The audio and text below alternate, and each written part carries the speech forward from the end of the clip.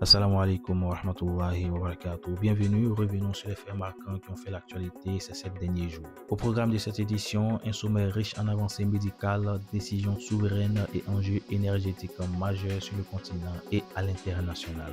Nous ouvrons cette édition en Côte d'Ivoire avec un exploit médical historique selon les informations officielles de l'Institut de cardiologie d'Abidjan. L'établissement a réalisé le jeudi 18 et vendredi 19 juin les deux premières interventions de remplacement valvulaire aortique percutanée, la technique TAVI de l'histoire du pays. Menée par l'équipe du professeur Roland Ngueta avec le soutien de Medtronic, cette procédure de haute technicité évite la chirurgie à cœur ouvert. C'est une première pour le laboratoire en Afrique subsaharienne, propulsant Abidjan au rang de pôle d'excellence régionale grâce à un appui institutionnel fort. Toujours en Côte d'Ivoire, le sous-sol confirme ses promesses. Le ministre des Mines, du Pétrole et de l'Énergie a annoncé par communiqué officiel une annonce découverte majeure d'hydrocarbures sur le bloc CI 709. Murphy Côte d'Ivoire, en partenariat avec Petroci Holding, a révélé une colonne nette d'huile de grande qualité sur environ 30 mètres, une avancée stratégique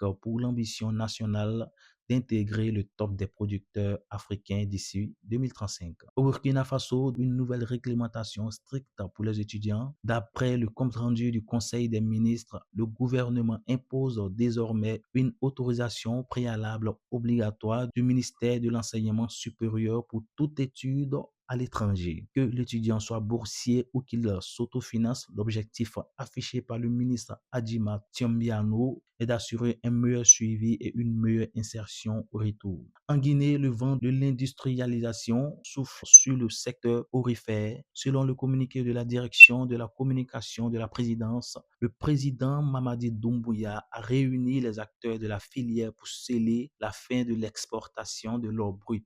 Désormais, le minerai sera raffiné localement, notamment via l'usine Nemba Gold Raffinerie à Gbessia. Dotée d'une capacité de traitement pouvant atteindre 4000 kg d'or par jour en continu, une étape du programme Simandou 2040 pour garantir la souveraineté économique du pays. Dans la zone AES, le Niger accélère sa rupture institutionnelle, comme le rapporte l'agence Sputnik Afrique. Niamey a officiellement déposé sa demande de retrait de la Cour pénale internationale. Le secrétaire général de l'ONU a enregistré la notification rendant ce retrait effectif pour le 18 juin 2027. Les pays de l'AES dénoncent une instrumentalisation politique de cette juridiction. Enfin, à l'échelle internationale et sur le plan religieux, cap sur l'Arabie Saoudite. Selon une dépêche de l'agence de presse saoudienne, le ministère du Hajj et de la Umrah a annoncé l'ouverture officielle de la saisie des demandes de visa